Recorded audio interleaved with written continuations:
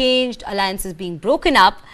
This is one state where we have seen the alliances that were existing having broken up, one being the BJP and the Shiromani Akali Dal. But what is also confusing for the voters there is, while the India bloc has come together in the rest of the country to contest these elections, the Aam Aadmi Party and the Congress have parted ways, and they're independently, they fielded their candidates in this particular state.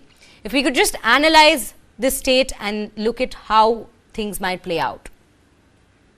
Punjab is actually an outlier in this election in many ways. Why do I say that? Because the rest of the election in the rest of the country in the last 7 phases almost looked to me as if it was a referendum on the Modi government.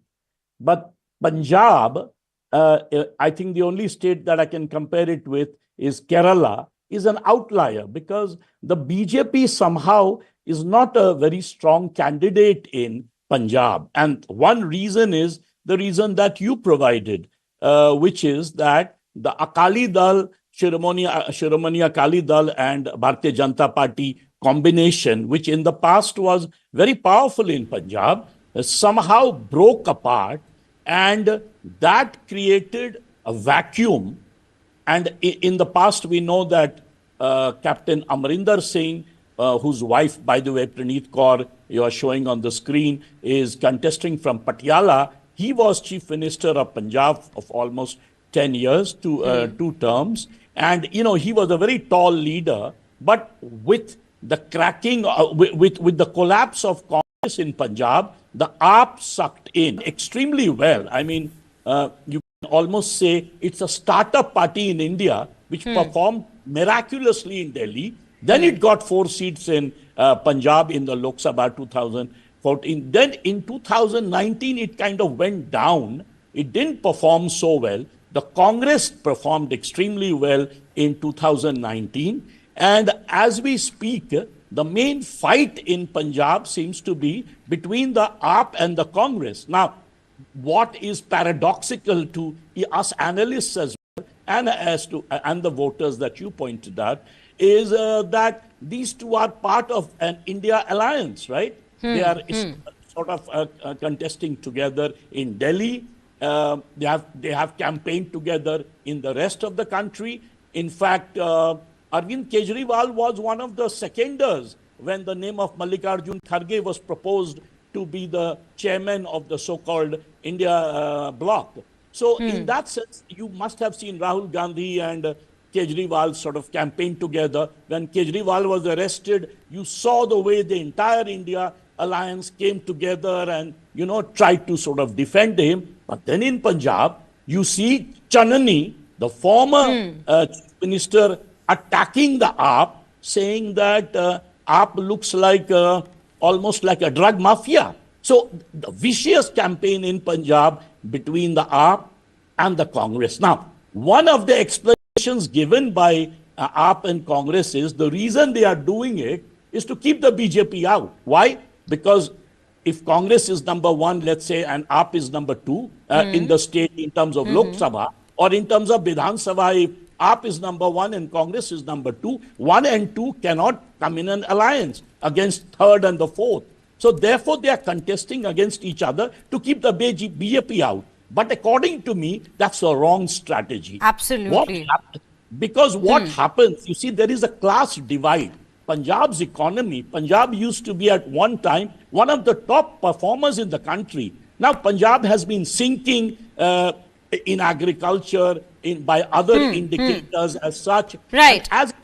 So as a result, there is an underclass in Punjab, which is either going the drug way, you know, a lot of drug problem in Punjab, or it is going into an anti-incumbency mode.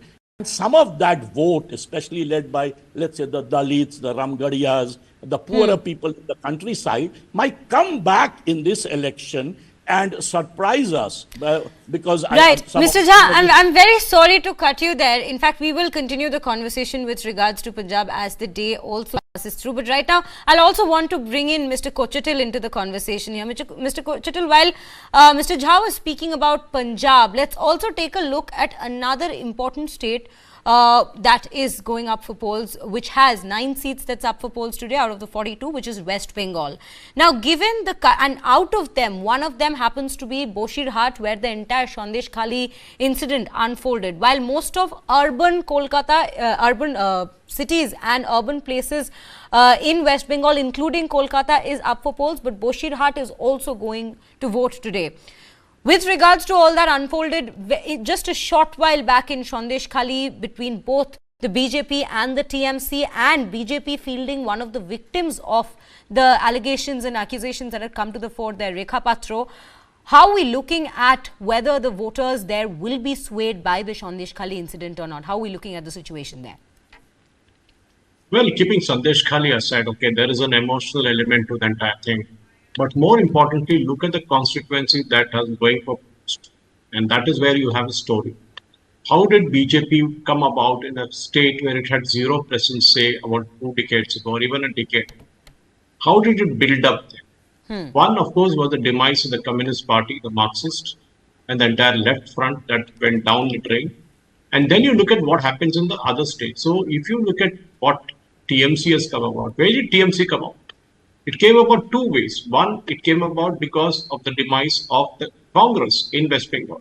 Because after all, Mamata Banerjee and Sharad Pawar were all with Congress earlier, isn't it? And even the names of Congress somewhere, NCP and also TMC. Now, if you look at the constituencies going to poll today, Damdam, Parasat, Bashirhat, as he said, Jayanagar, Mathurpur, Diamond Harbour, Jadavpur, Kolkata, Dakshin and Uttar. Now, when you look at the last time's performance and then you evaluate where they stand, for example, Damdam, you saw Trinamool winning by about 58,000 votes last time. And also, again, Trinamool winning by 110,000 in Varanasi. So, this is the constituencies where Trinamool has done well. Now, they will be defending these constituencies, and that is going to be the tough part for them, because defending Damdam, defending all these constituencies which are now going for poll today are all TMC constituencies. And that is going to be a challenge because, okay, Diamond Harbour, Abhishek Banerjee, last time won with 320,000, and that being a star constituency, we will see more of votes coming into that constituency. But what about the other ones? For example, Jadavpur. Where do we stand in terms of Jadavpur?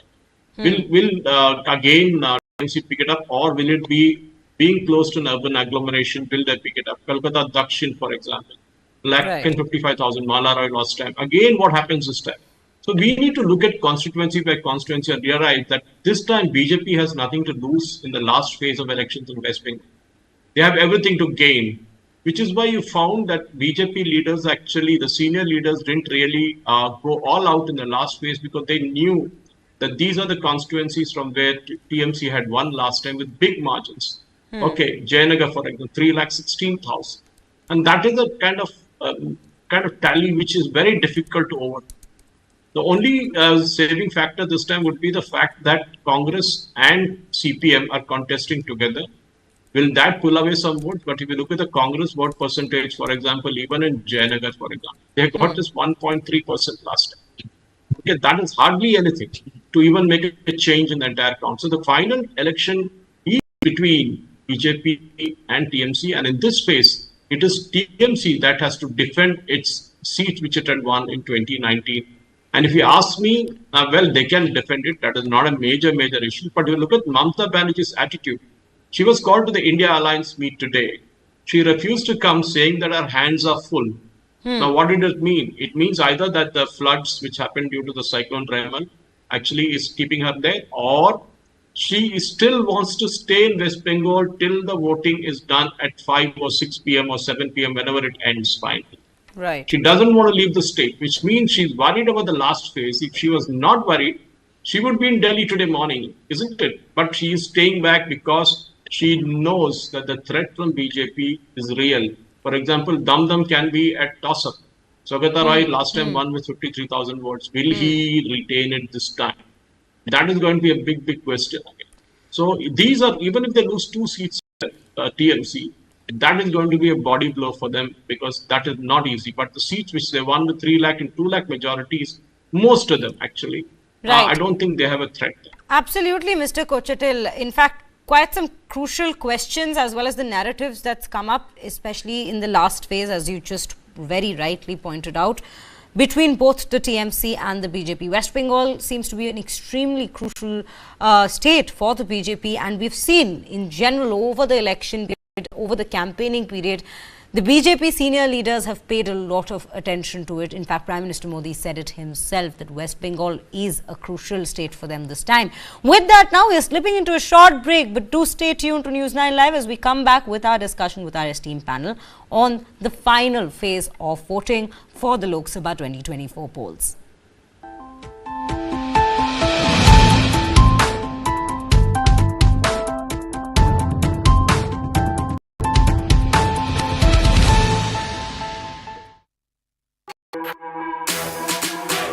जानना है तो देखिए,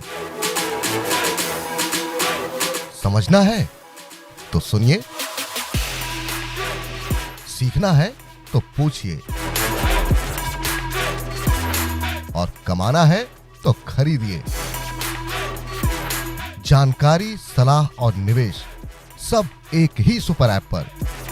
पैसे का सवाल है तो जवाब है Money9। आजादी पैसे की, अभी डाउनलोड करें। How do you fulfill that promise? Because ultimately expectations have to be met. If you look at the political landscape, is it really changing for women? And what is the inability of the forces that dead bodies surface but not the living people?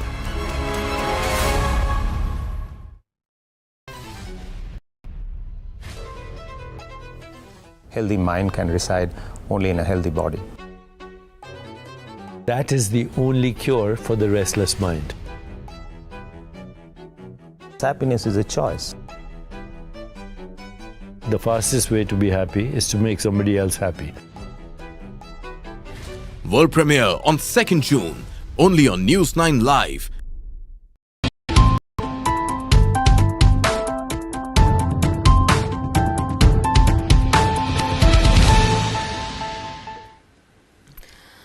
Welcome back. You're watching News9 Live and we are covering the final phase of elections of the Lok Sabha polls of 2024. Quite a few important states that are going into vote, including Uttar Pradesh, Bihar, Himachal Pradesh, Punjab, West Bengal, and there is Chandigarh as well, the Union Territory of Chandigarh as well, that we are concentrating on. But right now we also have our esteemed panel of guests joining us, continuing to be with us on the broadcast, Suresh Kochatil and Ajit K. Jha. Well, very firstly, I'll come back to you, Mr. Jha. Another important state that we're looking at is Himachal Pradesh, and the main seat there, Mandi, we look at a contest between a newcomer, actress Kangana Ranaut, having been fielded up against one whose family bastion is Himachal Pradesh's seats, which is Vikramaditya Singh. And in fact, only in the recent past, we had seen the state assembly in Himachal Pradesh also go through a turmoil, and Vikramaditya Singh having even resigned, but then he again joined back. There was a lot of internal rifts that was also ongoing. But at the end of the day, a Vikramaditya Singh against a Kangana Ranaut, how are we looking at that contest?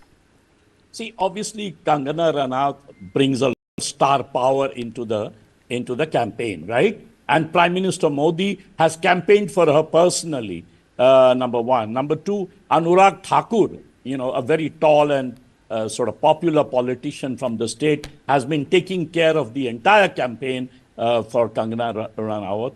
Ordinary people, the star actress comes back to the state from Bollywood. She's very successful. So obviously all that comes as an advantage for her. Also, given the fact that, as I keep saying, this election is a referendum on Prime Minister Modi. But remember, Himachal is basically, I would say, two castes, which sort of upper castes. The whole of state is divided between the two. This is generally known as the Thakur area, right, the Rajput area. So Vikramaditya Singh comes from there. His father was Chief Minister of Himachal. When I was a young journalist like you and went to cover Himachal Pradesh, And every time I would go there, he would be the chief minister. So, you know, he comes from a very, very influential family. So, of course, it's going to be a major battle, very difficult to predict. But I would say, I think Kangana has a stronger chance because Himachal, the state government is Congress. And unfortunately, although when the party won in 2023 assembly election, I had gone to Himachal, there was a sweep for the Congress. Everyone was thrilled. But the Sukhu government hasn't performed up to its capacity. In fact, almost every month we would hear the government is about to fall, about to crack in Himachal. So I think there's a lot Mr. of... Jha. Right, Mr. Jha, absolutely. In fact, I'm very sorry we've actually run out of time, but definitely that is quite an interesting perspective you've put forward there with regards to Himachal Pradesh and especially the seat of Mandi. But right now, Mr. Kochatal, I will come to you for your closing remarks on the final phase, as well as we know that the exit polls are slated to come in today later at around 6 p.m. But if we just look at the final phase of elections, the 8 states and union territory that has gone up for polls, some key highlights that you would like to point out for our viewers there. Look at Uttar Pradesh, very important, okay, because that is a state where this time there is going to be a major shift of 7 to 8 seats towards BJP, not because of BJP doing well. These are seats which the BSP is pulling away votes which are actually meant to go to the Congress SP combined. Remember, Mayawati has put a maximum number of Muslim candidates, and she has not done it without a reason. She is extremely upset with Akhilesh Yadav for what happened last time, and she wants to pay him back with the same coin. And if you ask me, Amit Shah ji should send a bouquet of flowers to her, because that is going to pull away 7 to 8 seats, not just in the last phase, but the last 2 phases of election. And Mayawati is going to play a big, big role, because it's not small. She's pulled in huge votes last time. And even in states like Madhya Pradesh, northern Madhya Pradesh, northeastern Madhya Pradesh, Mayawati has a huge influence. In fact, the last Lok Sabha election of 2019, after BJP and Congress nationally, remember nationally, the third highest vote getting party was BSP, even though they had no presence in south of India or even many other parties. But just because of the votes they garnered in UP, Madhya Pradesh, Rajasthan, and they really did well. I think that is where the entire story is all about. Absolutely. Mayawati in this election, we have not spoken much about her, but she has made a presence by ensuring. Right, Mr. Kochatal, in fact, we're very sorry to cut you short there, but well, Mr. Kochatal and Mr. Jha, both of you, thank you for putting forward those important perspectives and important implications of the final phase of voting, the phase 7 of the Lok Sabha polls of 2024. And well, with that, we've come to an end to this bulletin, but do stay tuned to News9 Live as we keep bringing you all the latest updates that take place through the day with regards to this final phase of polling, as well as all other stories from across the nation and around the world. Thank you for watching.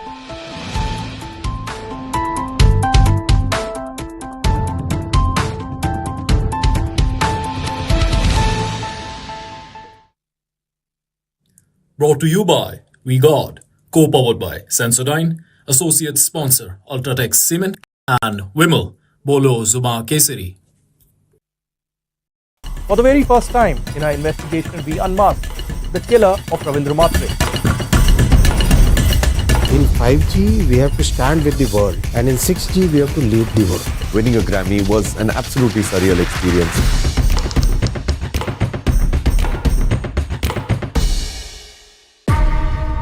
वो पूछते हैं कि हम कौन है गालिब, तुम बतलाओ कि हम बतलाएं क्या।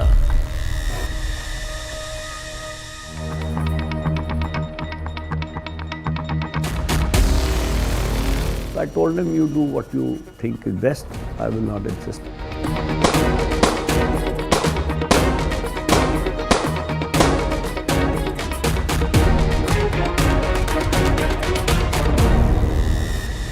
This and more. Streaming on News9 plus news is now content. Subscribe and get free vouchers.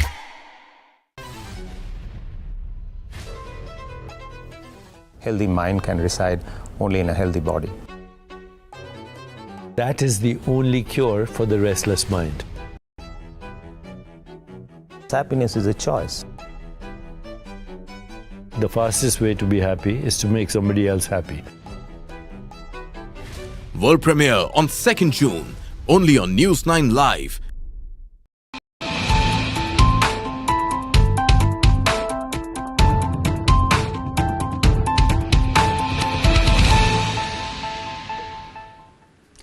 Welcome back. You're watching News9 Live and I'm Shriya Kundu here with all the latest updates from across the nation and around the world. And well, we continue to keep our focus on the final phase of voting for the Lok Sabha 2024 polls. But currently, we'll also quickly take a look at some of the other top stories for the day.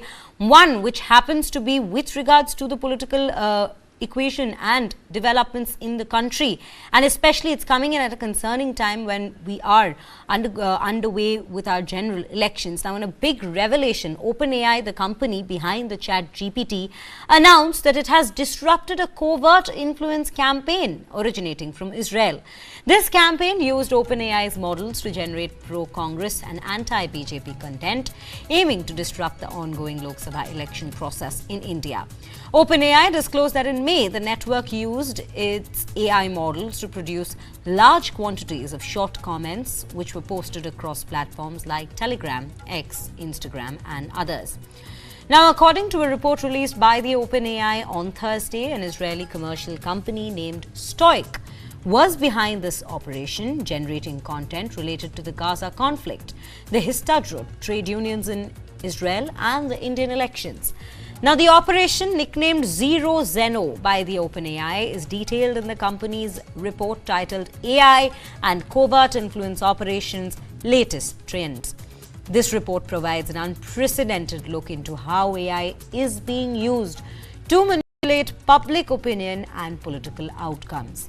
Now, the report also highlights similar operations originating from China, Russia, and Iran. And in response, the BJP Minister of State for Electronics and IT, Rajiv Chandrasekhar, called the findings dangerous threat to our democracy on platform X. In fact, he posted on platform X. Let me just take you through what he exactly said. He said, and I quote him, "It is absolutely clear and obvious that the BJP was and is the target of influence operations, misinformation and foreign interference being done by and or on behalf of some Indian political parties. This needs to be deeply scrutinized, investigated and exposed." In fact, OpenAI noted that the operation targeted audiences in Canada and United States and Israel with the content in English and Hebrew. In early May, it began targeting Indian audiences with English language content. OpenAI successfully disrupted the activity focused on India's elections within 24 hours of its onset. The network generated comments that criticized the ruling BJP party and praised the opposition Congress party. OpenAI's investigations reveal that while the actors behind these operations sought to leverage its models for content creation, the campaigns did not significantly increase audience engagement or reach through their use of OpenAI services. In fact, many accounts have been disabled by Meta and X, so current engagement figures might not be reflecting the complete picture as well.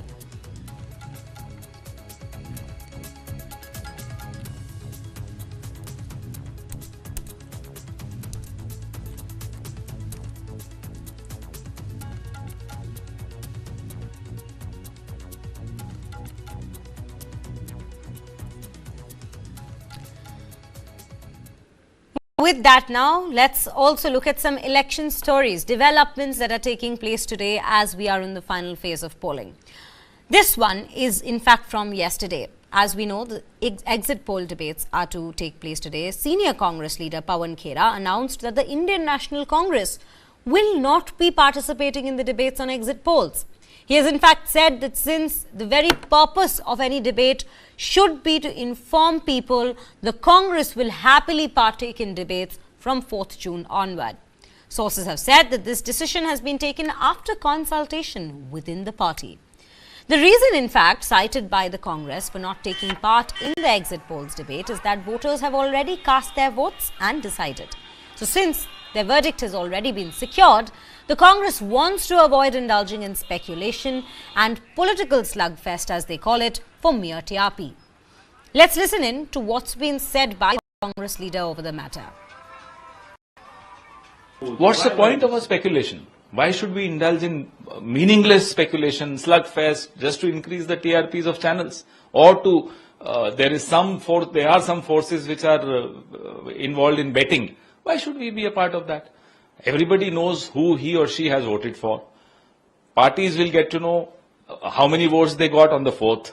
Why should we speculate? Absolute confidence. We are absolutely confident in all humility. I'm telling you that we are poised to win this election. India Alliance will be forming the government on the 4th, after the 4th of June.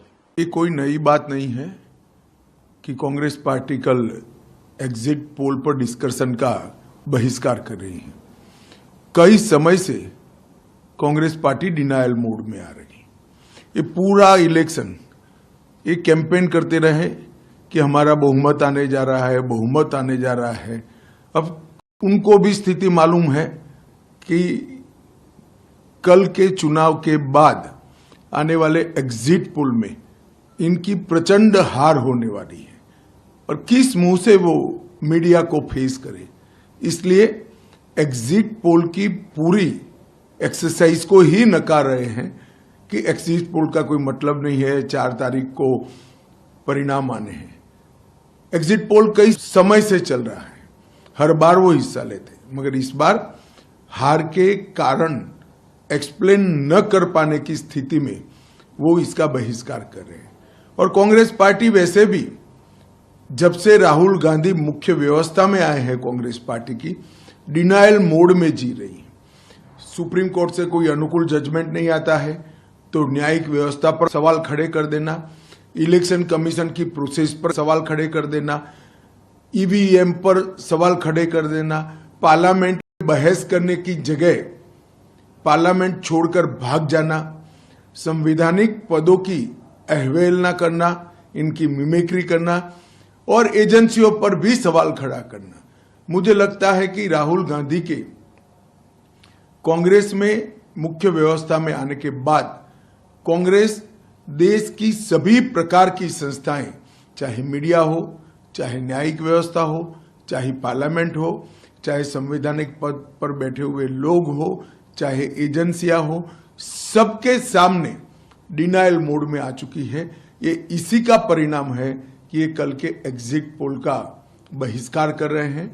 मैं कांग्रेस के नेताओं को कहना चाहता हूं कि शुतुरमुर्ग वृत्ति से कभी किसी का फायदा नहीं होता। डटकर हार का सामना करना चाहिए, आत्मचिंतन करना चाहिए, आगे बढ़ना चाहिए।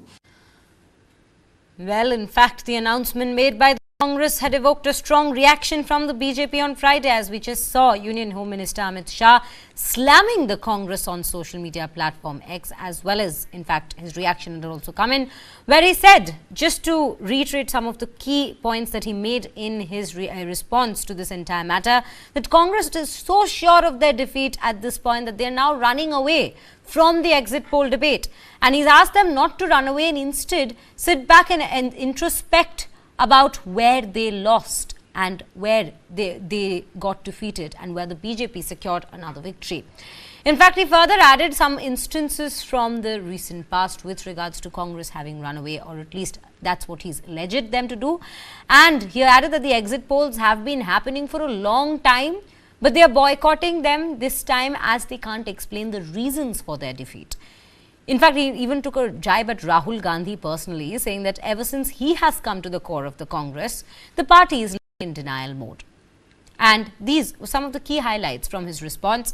And only time will tell how the exit polls do in fact play out.